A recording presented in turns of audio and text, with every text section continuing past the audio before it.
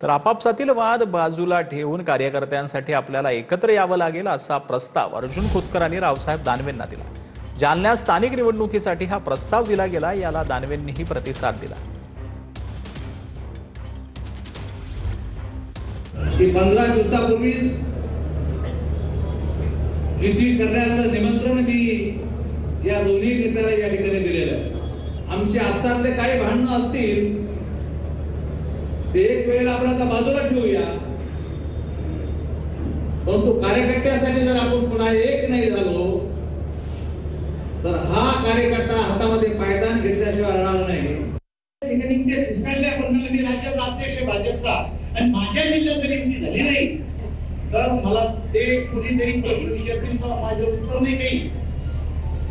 आणि आम्ही ते युती केली हे म्हणले आम्ही बरा अध्यक्ष शिवसेनेतून आणि आम्ही तर बोलला आमचा हा हक्कच नाही, अधिकारच नाही, आम्ही कधी लढलोच नाही।